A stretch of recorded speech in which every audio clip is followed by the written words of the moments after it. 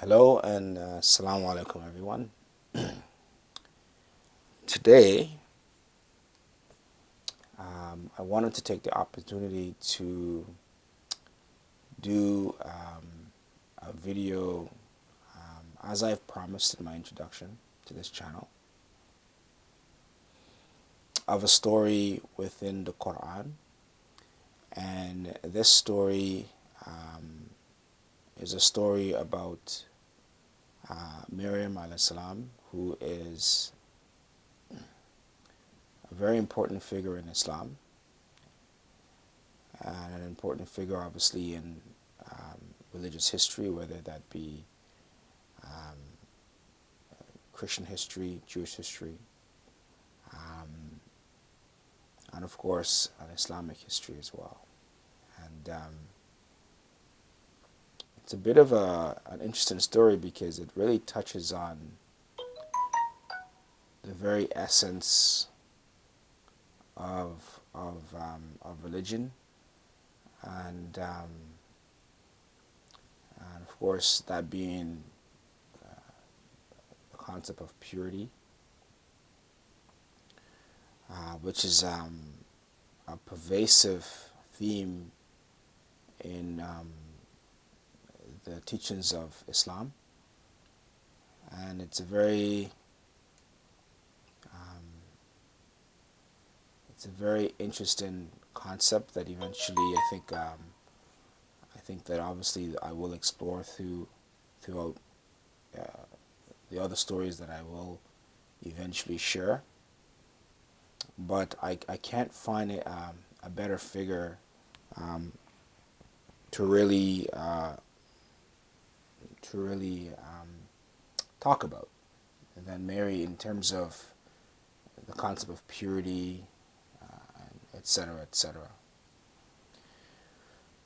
Anyhow, without further ado, I'm just gonna kind of just jump into it. Um, well, actually, before I do, let me prefix it by a couple of things. I wanted to say that, just to give you some context about religion, about Islam in particular. That the focus and teaching of Islam is that the message of religion is sent as something that most, if not all, human beings would not certainly have an understanding of, or certainly not a full or clear picture of. And the message is there to encourage us and to show us how to guard ourselves against a persistent enemy. And of course, that enemy or entity we refer to as the devil or shaitan or Satan, etc., etc. And so that's the purpose, that's the ultimate goal, right? Because at some point in the future, there will come a time in the future where there will be a day in which human beings will be taken up for judgment, etc., etc. In the midst of all of this, there is a the central important idea within Islam, which is that while we live in this life, what we think, what we say, what we do, ultimately have an effect, a spiritual effect. Both sometimes the effect is immediate in this life, and sometimes it's delayed for the next life. And the reason why I'm kind of saying this is because as I'm telling the story, you need to keep that in mind, right? Because I think if you keep that in mind, you'll appreciate the story a lot better. So, without further ado, I wanted to say as well, actually, before I jump into the story, just a couple of things about Mary. Um, First of all, Mary's name in Hebrew is actually known as the maid servant of God. Okay, the male servant of the maid servant of God, and her mother's name was Hannah. Her mother's name was Hannah. Of course, her mother had a sister by the name of Elizabeth. And of course, Elizabeth was the wife of a prophet, and that prophet's name was Zachariah.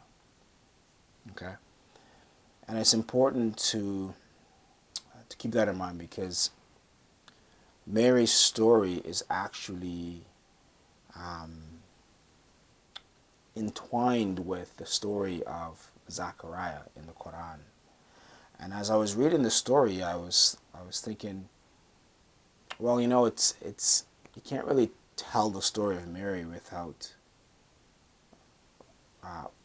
putting it within the context of the story of Zachariah. And Zachariah, you can't really tell his story on its own because it's such a small fragment within the Quran. And so what I thought was, well, I'll sort of put it all together and hopefully it works.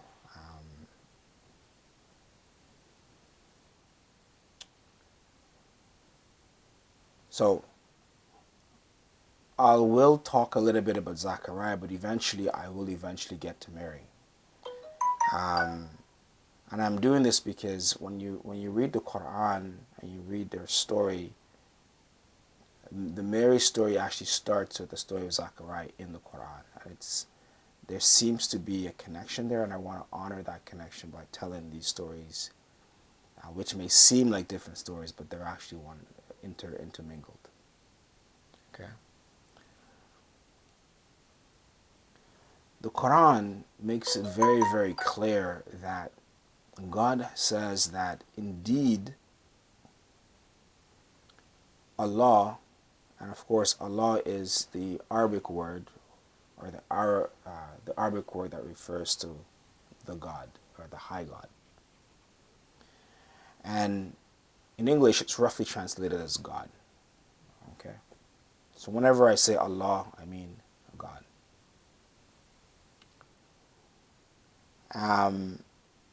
So the Quran says, indeed Allah chose Adam and Noah alayhi salam and the progeny of Abraham alayhi salam and the progeny of Imran above all nations. And the reason why I quote that statement is because Mary and Mary's family Mary is actually the daughter of Imran. Okay? So in the Quran, God has made it very clear that he has already in his intention, he had already intended to select certain people for his message. And he's made it very clear. This is it. So it's interesting because when we look at what actually happens, how the story actually, excuse me 1 second here. 1 second, I think I'm getting a call from someone, so let me just turn that off. Thank you. Sorry about that. Because Imran, who is the father of Mary, prior to her birth, traditions say that he was a prophet of God, and he was married to Mary's mother, and they couldn't have any children. it turns out that she was actually barren. And at some point, the traditions, Islamic traditions, say that there became a time when an incident occurred where she saw this bird, in a tree feeding her its young, and she became inspired and she prayed to God. And what she did in that prayer was she said, "Oh Allah, if you bless me with a child, I will dedicate that child to your service." Now, keep in mind, back then, what that meant was, since Hannah, the mother of Mary, was Jewish, it meant that she was intending that the child would be a male child. And what that would mean is, because she was Jewish, it meant that she would dedicate this child to the temple, so the child could worship God exclusively, right? So he would be exclusively for the purpose of worshiping God. Maybe even as he grew up, became a priest, etc., etc. So in the Quran, God starts the story, and He says, "Behold, a woman of Imran said," and now this is Imran. This Imran, woman of Imran, means the mother of Mary. Right? This is after she made this prayer. But I should probably tell you actually that at some point, her husband, who himself was a prophet, receives, Islamic traditions say that he received revelation through a dream, or some format like that, a dream, or came directly, that God would grant Imran a son. And the tradition says that he would grant him a son that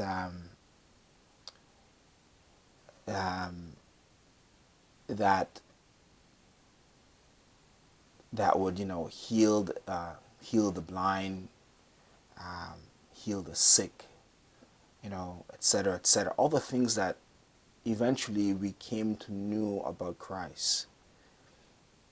Now, Imran thought,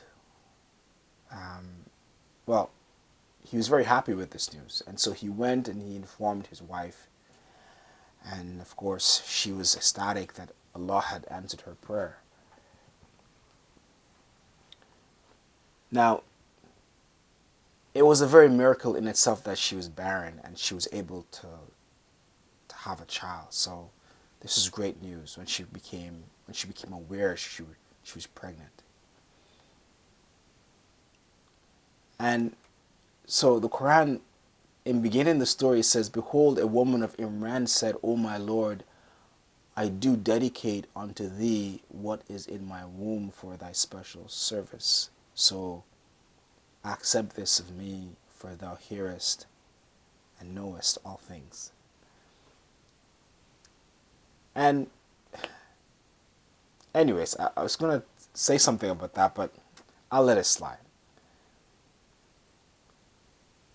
So at some point, she's at this point now thinking, well, this child must be male. She's praying that it is, and she's dedicating the child to the temple. God says that when Hannah, Mary's mom, when she delivered the child, she says, "O my Lord, behold, I am delivered of a female child." The Quran says, and Allah knew best what she brought forth. And she says, "And no way is the male like the female. I have named her Mary, and I commend her and her offspring to thy protection from the evil one, the rejected." So This is essentially what it means when we ask for a good child, right? Notice the prayer. The prayer is very interesting because she's saying, well, okay, it's not a boy child, but I've named her Mary, and I entrust her, right, and her offspring and her children to you, O Allah, for your protection from the evil one. So essentially she's saying, from your enemy, O Allah. This is your, I thank you. This is a gift that you'd given me, and I give it back to you. And the way she's explaining this gift in return back to God is, hey, look, protect this one and the offspring, right? So, and God says, right graciously did her Lord accept her. He made her grow in purity and beauty. To the care of Zachariah was she assigned. Now Zachariah, interestingly as well, is a prophet. Now, at this time now, it turns out that Imran, who himself was a prophet and was the father of Mary, he had passed away by this time. So he was no longer alive. And so what happened was, after this miracle had happened, this woman who was barren is now able to deliver, have a child. She has a child. And they knew right away that this child was a special gift from God. And so Zachariah was, he was a prophet, and he was part of the priestly caste, like the head priest at the time. And God says that he actually, well, it's interesting about Zachariah because Zachariah, God says that we entrusted her to him, and as a way of, anyways, I'll talk more about that. Let me finish this verse. So God says, I've accepted her, and God says, but every time that he entered her chamber to see her, he found her supplied with sustenance. And this verse is a little bit, I find this verse is a bit mistranslated because it says every time. I don't think this, I think the translator is adding to that. I think it should be whenever he would enter her chamber, and then one day he found, right? Although traditions say that every time that he came into her chamber, he would find, fruits that were out of season. So in the wintertime, when he would come in, he would see summer fruits, and vice versa. In the summertime, when he would come in, he would find winter fruits, which is it's just ridiculous. It doesn't make any sense. Going off of this, the verse on the Quran itself, before even following up with that, let's go back a little bit because there's a little bit of context that needs to be shared here. Because the child was female, and because they had dedicated the child to the temple, and because she was Jewish, she couldn't actually be a part of the regular temple life. And so what they did was, because Zachariah, being a prophet, he was actually he was in charge at that time. God did two things. God said in the Quran that they actually was drawing for straws as to who Mary would be in charge, who would be in charge of her care. And of course this care wasn't just material provisions, etc., etc. It was really who would be the person that would be her best spiritual guardian and developed her in the best spiritual way, right? So God says, right graciously did we accept her, and we made her grow in, in beauty and purity, and we entrusted her care to that of Zachariah, right? So Zachariah, being a prophet himself, he taught her obviously everything he knew about religion, about God. And I'm sure they had incredible moments where they would sit and talk. And so she took on the form of this prophetic energy in her relationship with God. And in the Quran, actually, Mary is actually commanded to be of those who bow down in prayer and celebrate the praises of her Lord. And so I guess at some point she became very close to God. Now, mind you, she comes from a family who is spiritually rich in prophecy, the blessings of God, the good pleasure of God. So everything is kind of stacked up in her favor. Not to mention, her mother, her father was a prophet, her mom had dedicated her to God through the prayer. And so it was only fitting that, Zachariah would then become her guardian, and that it was only a matter of time before it got to the point where they say now that when Zachariah walked into the chamber, he noticed. He said, like, he noticed there were provisions for her, like, and it must have been a very startling experience, because it was enough for him to ask, well, where did all this food come from? So the Quran says, every time that he entered her chamber to see her, he found her supplied with sustenance. And in this case, sustenance means like fruits, provisions to eat, right? And he was so perplexed by this, he said, "O Mary, whence comes this to you?"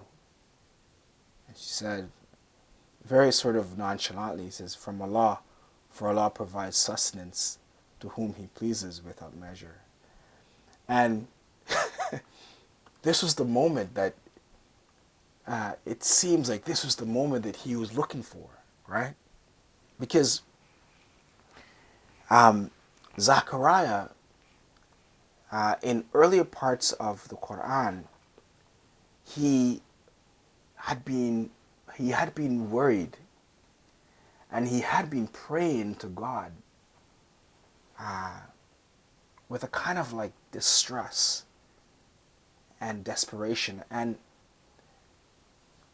the worry was basically that he was a prophet, he was getting old, he was old, his wife was old, and they weren't able to have children. She was barren, much like her sister.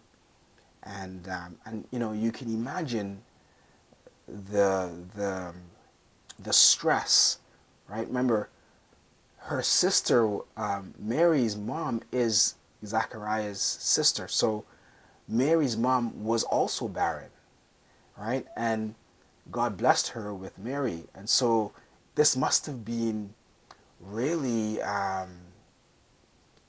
challenging for Zachariah, because, he's been praying to God for a child, and instead of God giving him a child, he gives his wife's sister a child, which is Mary's mom, right? And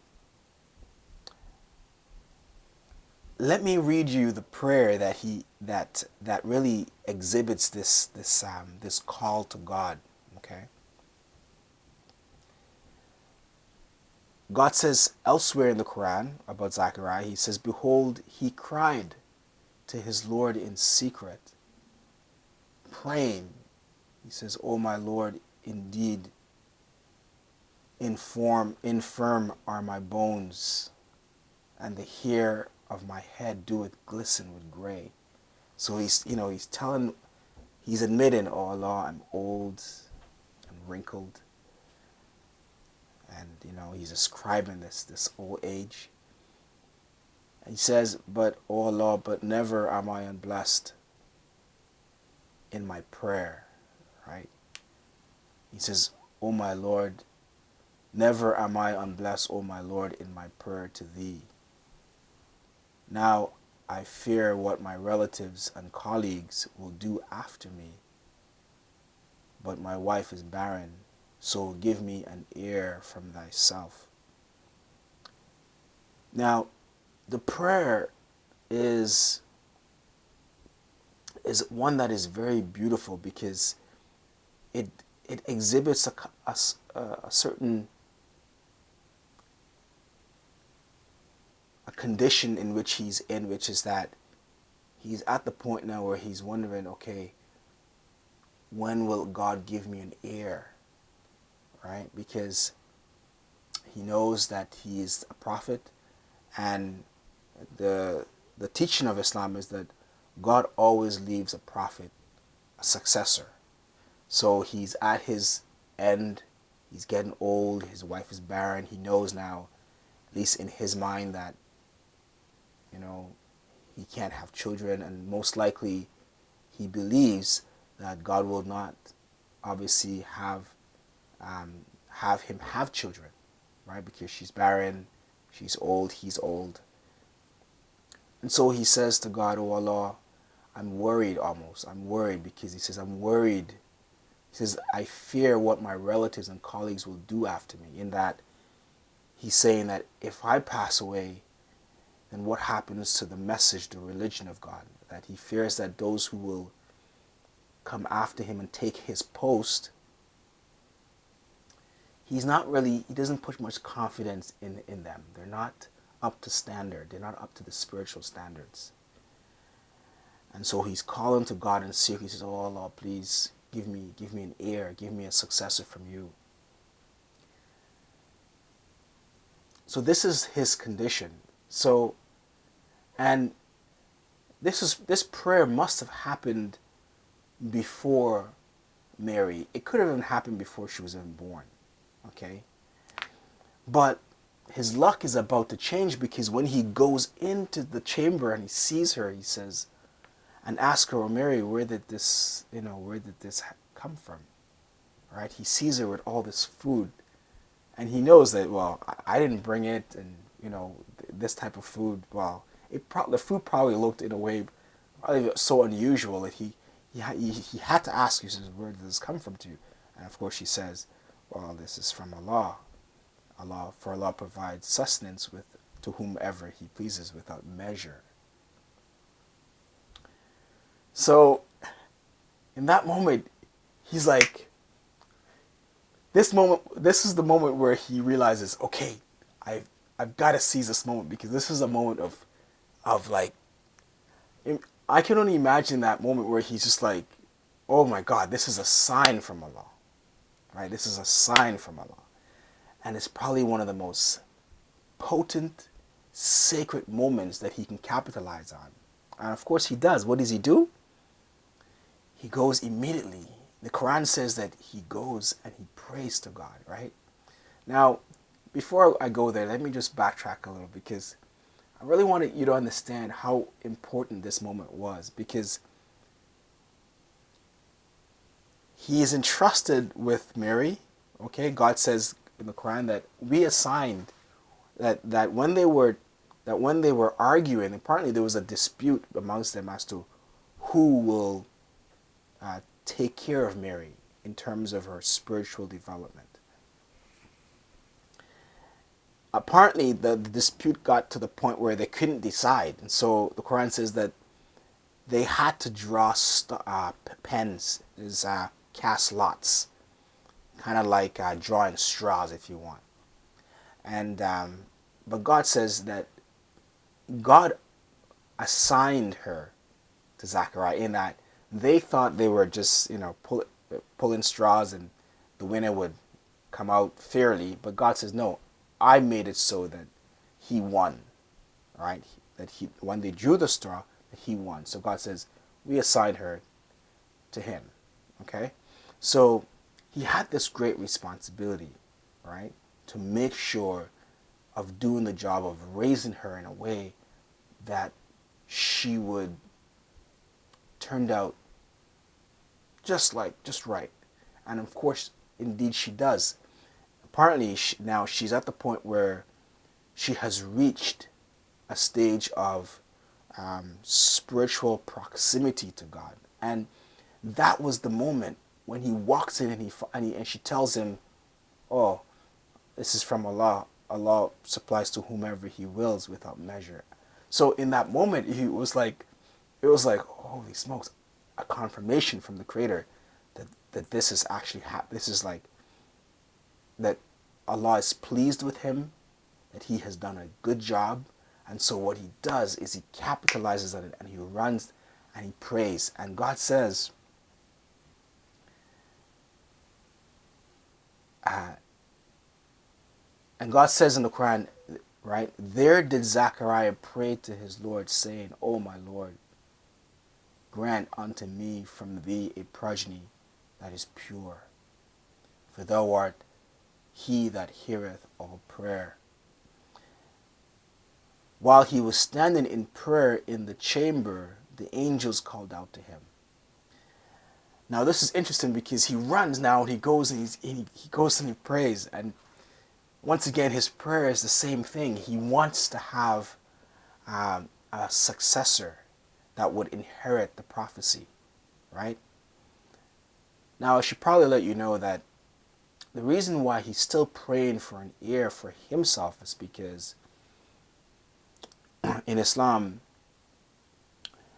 God's prophecy or revelation is actually always anchored in a male successor. So even though and while he knows that Mary is has reached the stage of proximity or closeness to God, and she's saintly, and he probably even knows at this point that she's being chosen for something. He knows that God won't really give her prophecy. So he continues to pray for a male child. This is really what he's praying for. He's praying for a male heir, right? So of course, when in the chapter where this whole story takes place, God actually says that that this chapter is being revealed to Zechariah as a mercy, to reveal the mercy in which Allah had intended for Zechariah. Of course, I can only imagine that being because he was a very steadfast, faithful servant, in that he didn't allow what was happening to him to affect his worship. In that, here he was, this prophet of God. God had had answered the prayer of Imran through the birth of Mary. He had healed his wife's barrenness. And here it was that Zechariah, was praying all along for a child, but instead God answered his wife's sister. And so all these things were happening in the background, in the foreground. And when you listen to his prayer, you never find in his prayer this sense of anger or frustration with God. It was always very humble, entreative of God, and always relying on God, a steadfastness. So the final moment now, when he sees this, he runs to prayer, and he's in prayer, and the Quran says that while he was standing in prayer in the chamber, the angels called out to him. So even before he can, it gives the impression that even before he can even finish his prayer, right, the angels are already there with the message, the good news, and they say to him, "O Zachariah, Allah do give thee glad tidings of Yahya. Now, Yahya is, in the Bible, is known as actually John the Baptist, and he actually comes um, before Christ, and um, so that's the kind of like timeline trajectory, and so God says, God will Allah do give thee glad tidings of Yahya, witnessing the truth of a word from Allah. A word from Allah meaning Christ, witnessing a word from Allah meaning Christ. And besides, he's noble, chaste, and a prophet of the goodly company of the righteous. Okay? So, a couple of things here. So, the angels are telling him, he's describing to him who the Son is and the quality of this Son. And I think what's interesting here to point out is that the angels are saying, well, he is going to bear witness to the truth of a word from Allah. So he's going to testify in the truth, the correctness and truthness of Christ. He's going to bear testimony that Christ is a prophet of God. And besides that, he says he will be noble, so he'll have good character. And outside of all that, chaste. Interesting, chaste. So even though he's male, he's chaste and a prophet of God. And of course, from the company of those who are righteous. Interesting that they mention chaste, because you would think that being chaste is strictly reserved for the opposite gender, but not so in this case. It's Islam promotes chastity for both men and women, and it's actually, whenever prophets are described, the description of chaste is always within the description of who they are. And I make that point because the story of Miriam is actually anchored on the story of her being chaste. Okay? And we will get into that a little bit more as we go ahead and go along in the story.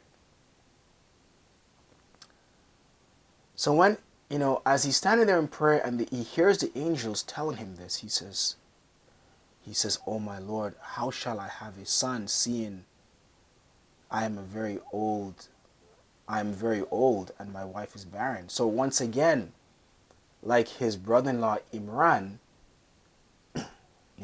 he's like, "Oh Allah, how is this possible? I'm in my old age,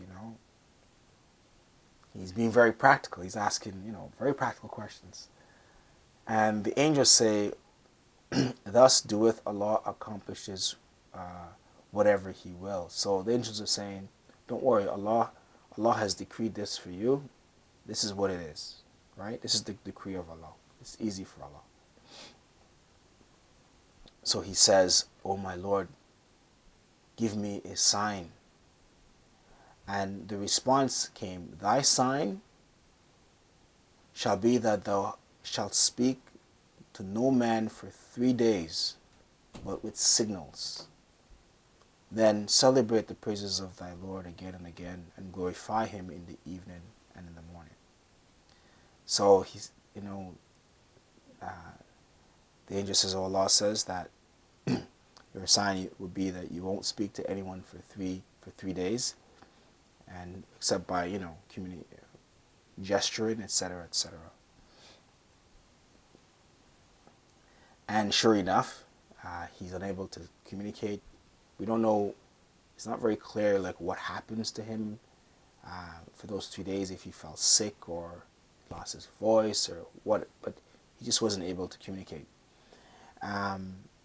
Now, the sign was a means of confirming to him, right? It was an outward experience now that would visit him at a later date, at a later point, that would reconfirm to him that, yeah, I actually had this experience of revelation from God confirming that I would have a child.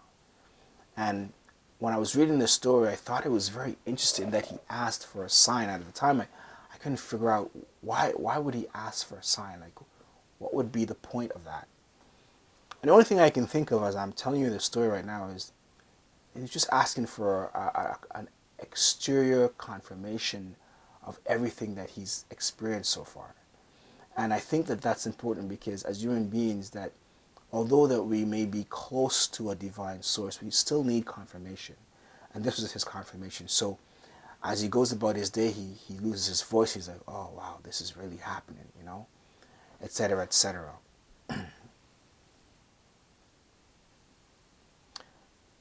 Now, that's kind of where the story of Zechariah ends and the story of Mary now begins. And I wanted to share that story with you because I wanted to show you kind of where her spiritual origins and development really begins. It begins with this prophet who is her father. It begins and it continues with a prophet who is her, I don't know if the brother-in-law is the right word, but certainly he is a prophet, and he is also included within the family of the chosen lineage which God talks about. So from Adam to Noah to Abraham and now to Imran. Okay, and so this family now is now being chosen and developed in a way to bring about some blessings for humanity. And in fact, God says that the reason why he actually intended to bring Christ to the Jews was that he wanted him to be a source of mercy for them and a source of guidance for them. So this is really what's happening here, and this is the origin stories of that blessing. And so the Quran says, relate in the book the story of Mary when she withdrew from her family to a place in the east. She placed a screen to screen herself from them. Then we sent her our angel, and he appeared before her as a man in all respects. So at this point, excuse me just a moment.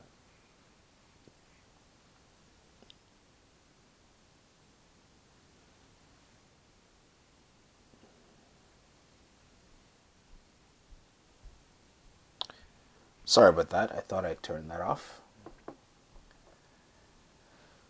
Okay, so at this point, Mary has grown up, okay? And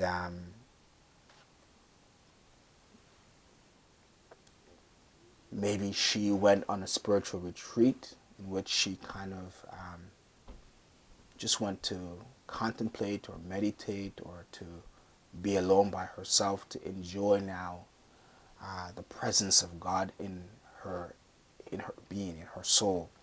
Typically, whenever someone reaches that level of proximity with God, they prefer to enter a state of commune in isolation and in retreat. So I can only imagine that's probably why she went and retreated in the first place.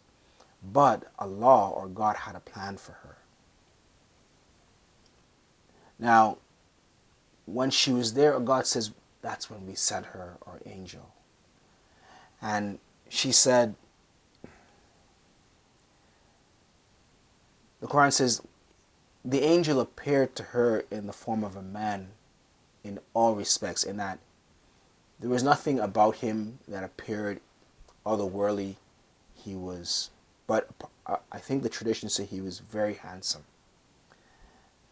And when she saw him, immediately what she said was, I seek refuge from thee to Allah, most gracious. Come not near if thou dost fear Allah. So it's interesting that she would say that, because you kind of have to keep in mind the context, right? So she's by herself, she's vulnerable, she's probably in some kind of like secluded, maybe even in a cave or somewhere where it's very private. And here this guy shows up. Now, it was probably a little bit uncomfortable for her, and in some ways a little bit, it probably made her very uneasy.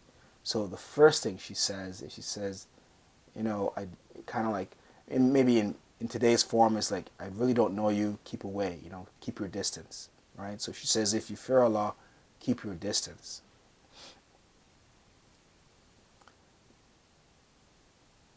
And God says, the angel says, nay, I am only a messenger from thy Lord, to announce to thee the gift of a holy son. A gift, the gift of a holy son. So now, this son that she's about to have is actually a gift from Allah. Right? So Allah, angels come and tell her, listen, Allah wants to give you a gift. It's interesting because normally when you think of a gift, you think of, a car, or maybe back in those days, like a donkey, or I don't know, like a shawl, or skirt, or headdress, or But no, the Creator has a gift for her, and it's going to be something great. SubhanAllah, her gift is great. And she now says, now at this point, Mary's intimate with Allah, and Mary's familiar with Allah now at this point, because, when she was younger, she had already, I'm sure her and Allah had already been in communion, where to the point where Allah just reveals himself in ways to her that's, it's not uncommon, or it wasn't probably unusual when at this point he told her, no, Mary, I'm actually an angel from Allah. To her, it probably wasn't unusual at this point, because even when she was young, Allah provided her with food from sources that was from himself.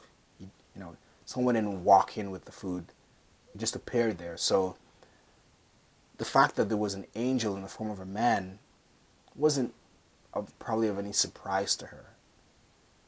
But what was of surprise was, she says, let me finish this verse actually. The angels continued to say, says, Allah gives thee good news of a word from him. His name will be Christ Jesus, son of Mary, held in honor in this world and the hereafter, and of the company of those nearest to Allah. So he's describing this gift. It's going to be a son. We know it's going to be a male son, and we know his name is going to be Christ, and he's going to be very close to Allah. He's going to be a very close servant of Allah. So this is a great gift, right? Who is it of us that doesn't want to have a son or a daughter, or any child that's close to the Creator, that has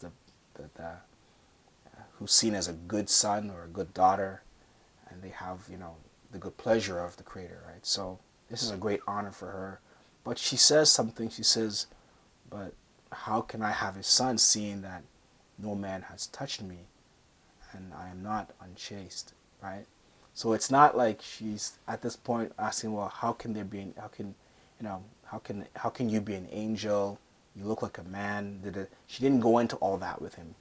The Quran just says that she went right to the practical stuff, the stuff that wasn't of any, everything else wasn't unusual to her. The only thing that was unusual to her was the fact that, well, how can I have a son? I mean, I haven't been with any man, right? So I think I'm going to leave it there for now, and I think I'm going to do a second part on another video.